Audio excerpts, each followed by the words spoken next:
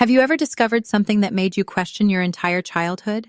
Something so shocking, so carefully hidden, that once you learned the truth, nothing in your life made sense anymore? Because that's exactly what happened to me. And the worst part? The people I trusted most knew the truth the entire time. My father knew. My grandmother knew. My uncles knew. Even my older sister knew. Everyone knew. Except me. And the secret they were hiding was about my mother. The woman I spent 20 years missing. The woman I spent 20 years blaming. The woman I believed had abandoned me. But she never did. That was the lie. And by the time I discovered the truth, it was almost too late. My name is Ethan Carter. I'm 32 years old.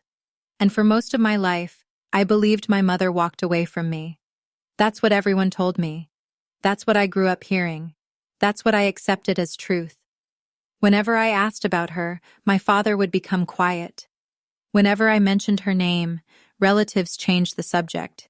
Whenever I wanted answers, nobody gave them. The story was always the same. Your mother left. She didn't want this family. She chose another life. She chose herself. As a child, I believed it, because children believe what adults tell them. I remember sitting beside my bedroom window when I was 8 years old, watching cars drive past, secretly wondering if one of them belonged to her, wondering if she ever thought about me, wondering why she didn't love me enough to stay. Every birthday felt incomplete. Every Christmas felt strange. Every school event reminded me that someone was missing. While other kids had mothers cheering for them, I had questions. Questions nobody wanted to answer. As I got older, I stopped asking. Not because I stopped caring, because I got tired of hearing the same story. By the time I turned 18, I had accepted it. My mother abandoned me. End of story. Or so I thought. Life moved forward. I went to college, built a career, started my own business, created a successful life. But one thing never changed: the empty space where answers should have been. Then everything changed during my grandmother's funeral. It was raining that day, the kind of cold rain that makes everything feel heavier. Family members filled the church. People shared memories, cried together, told stories. After the service, relatives gathered at my grandmother's house. The atmosphere felt emotional, quiet, exhausted. At one point, I stepped upstairs to get away from everyone. I needed a moment alone, a moment to think, a moment to breathe.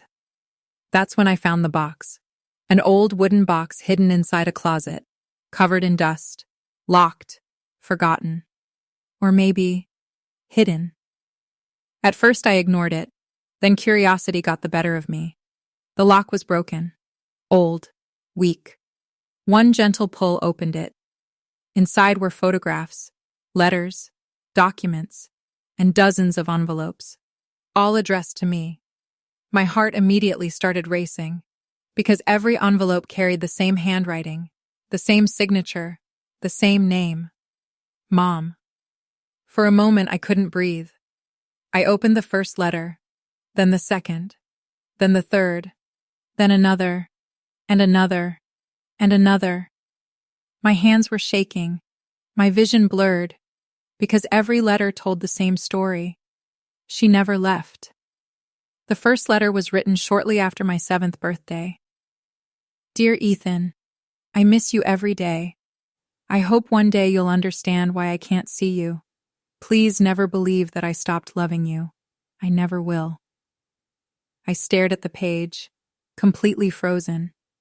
Then I opened another letter, written 1 year later, then another, then another. For 20 years. She had written to me, every birthday, every Christmas, every major milestone, every year, without fail. The room suddenly felt smaller, the air felt heavier, because if she was writing, then why didn't I receive the letters? And if she didn't abandon me, then who lied? I already knew the answer. I just didn't want to admit it. My father. The realization hit like a truck. Every story, every excuse, every explanation, every accusation against her. What if none of it was true? Then I found the final envelope, the newest one, written only 6 months earlier. My hands trembled as I opened it. Dear Ethan, I don't know if you'll ever read these letters. I don't know if your father still hates me. I don't know if he still keeps us apart. But I need you to know something. I never abandoned you. Not for a single day. I fought for you. I searched for you. I waited for you. And if you ever find these letters, please come find me. Love always, Mom.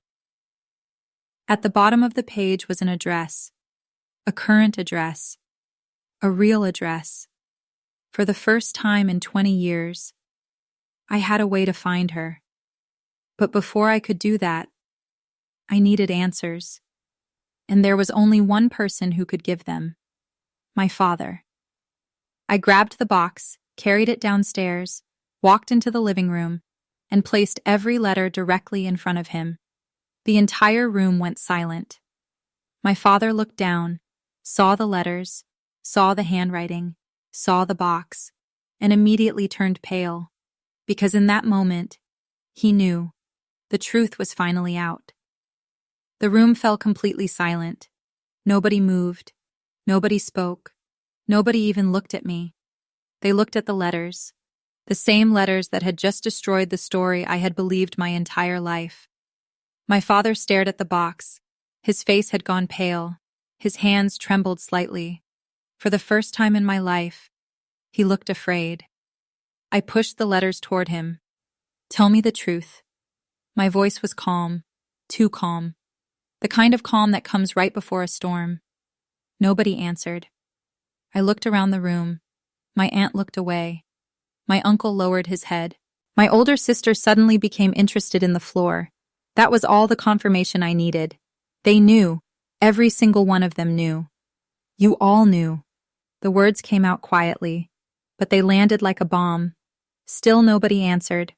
The silence hurt more than any explanation could have, because silence meant guilt, and guilt meant truth. Finally, my father stood up, slowly, like a man carrying 20 years of regret. Ethan. No, I interrupted him. For 20 years you told me she abandoned me. I held up one of the letters. For 20 years she was writing to me. Another letter. For 20 years she was trying to reach me. Another. And somehow none of these ever arrived. The room felt smaller, hotter, heavier. My father closed his eyes and finally said the words I never expected to hear. Because I never gave them to you. The world stopped. For a moment I thought I had misunderstood him. Then he repeated it. I never gave you the letters. The room spun. 20 years. 20 years of birthdays. 20 years of holidays. 20 years of wondering why my mother didn't care. Gone. Destroyed by one sentence. I wanted to scream. I wanted to leave. I wanted answers. Instead, I asked the question that mattered most. Why? My father sat down heavily, suddenly looking 10 years older. Then he told me everything. My parents' marriage had been falling apart long before I was born. Arguments, jealousy, control, resentment, years of it. When I was 12, everything collapsed. My mother wanted a divorce, my father didn't. The separation became ugly, painful, and deeply personal. At first they shared custody. For a while it worked. Then my mother received an incredible job opportunity in another state, a chance to rebuild her life, a chance to finally escape years of unhappiness. She wanted to take it, but she also wanted me. That's when the legal battle began. Months of court hearings followed. Arguments, accusations, lawyers, stress, endless conflict. Eventually, the court made a temporary decision. I would stay with my father while the case continued. Then something happened. Something nobody expected. My mother became seriously ill. Not permanently, but enough to delay everything. Enough to complicate the custody process. Enough to create uncertainty. During that period, My father took advantage of the situation. At first, he told himself it was temporary. Just temporary. Then temporary became permanent. Calls stopped reaching me. Letters disappeared. Messages vanished. Visits became impossible.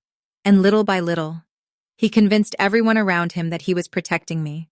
Protecting me from confusion. Protecting me from disappointment. Protecting me from instability. At least that's what he told himself. The reality was much darker. He was protecting himself. Because he was afraid. Afraid that if I spent enough time with her, I might choose her. The room remained silent as he confessed. My heart felt like it was breaking all over again. Not because my mother left, because she didn't. For 20 years, I blamed the wrong person. For 20 years, I carried anger towards someone who had been fighting for me, waiting for me, writing to me, loving me, the entire time. Then I turned toward my sister.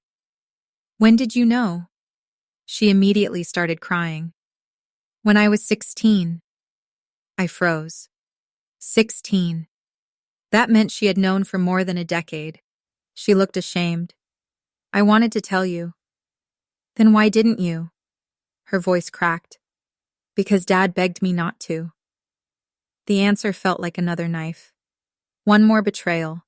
One more person who chose silence. One more person who let me believe a lie. For the next hour, I listened, and listened, and listened. Stories emerged. Secrets emerged. Truth emerged. The family secret I never knew existed. The truth everyone protected. The truth that stole 20 years from my life. Eventually, there was only one question left. The most important question of all. Where is she now? My father pointed toward the final letter. The address. The address she had left for me. The address she hoped I would someday find. The address she had waited 20 years for me to visit. My hands trembled as I looked down at it. A small house, several states away. A real place, a real opportunity, a real chance. For the first time in my life, I could meet my mother. Not the version described by everyone else. The real woman. The woman who never stopped writing. The woman who never stopped loving me. That night I barely slept. Questions flooded my mind. What would I say? Would she recognize me? Would she forgive me? Would she still want to see me? 20 years is a long time, a lifetime. And yet somehow, the possibility felt real. The next morning I packed a bag.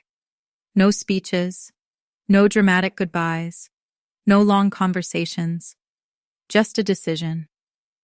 I was finally going to meet my mother, and I had no idea that the truth waiting for me at that address would change everything once again. The drive felt endless. Every mile brought me closer to answers, closer to the woman I had spent 20 years missing, closer to the truth. I barely slept the night before. My mind kept racing. What if she didn't want to see me? What if she hated me? What if it was too late? 20 years is a long time, long enough for people to change, long enough for wounds to become permanent, long enough for hope to disappear. But one thing kept replaying in my mind. The letters. Every birthday, every Christmas, every year, without fail. Nobody writes letters for 20 years if they stop loving someone. That thought kept me moving forward. 5 hours later, I finally arrived. The address led to a small white house surrounded by flowers. Simple, peaceful, beautiful. Nothing about it looked extraordinary, yet my entire future seemed to be standing behind that front door. For several minutes, I remained inside my car, unable to move, unable to breathe properly, unable to believe this moment was finally real. Then I walked toward the door. Every step felt heavier than the last. My hand trembled as I knocked. A few seconds passed, then footsteps approached. The door opened, and there she was. For a moment, neither of us moved. I immediately recognized her. Not because I remembered her face, because I saw myself. The same eyes, the same smile, the same expressions. It felt like looking into another version of my own life. She stared at me, completely frozen. Then tears instantly filled her eyes. Ethan? Just hearing my name and her voice nearly broke me. For 20 years I had imagined this moment. Nothing prepared me for the reality. She covered her mouth, unable to speak, unable to stop crying. Then she did something simple, something that shattered me completely. She reached forward and hugged me, not carefully, not cautiously, like someone who had been waiting 20 years. I hugged her back, and for the first time since childhood, I felt whole. Neither of us spoke for several minutes. We simply stood there, crying, holding on, trying to process what was happening. Eventually, she invited me inside. The house was filled with photographs, pictures of me, everywhere. My school photos, my graduation photo, pictures from social media, public photos, old family photos. She had collected them for years. My chest tightened, because suddenly I realized something.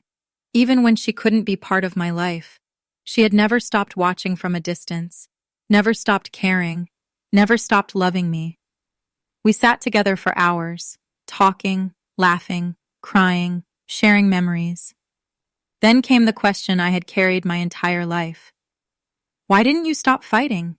Her eyes filled with tears again. Oh, Ethan, she smiled sadly. I never stopped. Then she showed me something, a large folder. Inside were court records, legal documents, letters, requests, appeals, years and years of evidence, proof that she had fought for contact, proof that she had tried, proof that she never gave up, the entire time. My father wasn't lying when he said she wrote. He was lying about everything else. Then she told me something I never expected. Several times over the years, she almost found me. She came to my high school graduation. From a distance. She attended my college graduation. From the back of the crowd. She even came to one of my business award ceremonies. Every time she wanted to approach me. Every time she wanted to speak. But she believed I hated her. Because that was the story everyone told. My heart broke. 20 years. 2 people missing each other. 2 people loving each other. 2 people separated by lies. And neither of us knew. Hours later, I finally asked the hardest question. Can you forgive me? She immediately looked shocked. For what? For believing them. She smiled gently. Then she said something I'll never forget. You were a child. Simple, honest, true. In that moment, years of guilt began disappearing. Because she was right. Children believe the people they trust. The blame never belonged to me. As evening approached, we sat together on her porch, watching the sunset. For the first time in 20 years, there were no secrets, no lies, no missing pieces, only truth. Several weeks later, I made another difficult decision. I invited my father to meet us, not because he deserved it, because I needed closure. The meeting wasn't easy. There were tears, regret, apologies, painful conversations. But something surprising happened. For the first time, everyone told the truth. No excuses, no blame, no hiding, just truth. And truth has a strange power. It doesn't erase damage, but it allows healing to begin. Months later, my family looked completely different. Not perfect, never perfect, but honest. My mother became part of my life again, slowly, naturally, one conversation at a time, one memory at a time, one lost year at a time. We couldn't recover 20 years, but we could protect the years we still had, and that's exactly what we did. Today, when people ask me what I learned from all this, I always give the same answer. The truth always survives. Sometimes it takes years, sometimes it takes decades, but eventually, the truth finds its way into the light. They thought I would never find out the truth about Mom. They were wrong. And finding that truth gave me something I thought I had lost forever. My family. The real one. The end. If this story touched your heart, remember, sometimes the people you miss the most never stopped missing you. And sometimes the answers you've spent a lifetime searching for are only one truth away. Don't forget to like, subscribe, and turn on notifications for more emotional family betrayal and redemption stories.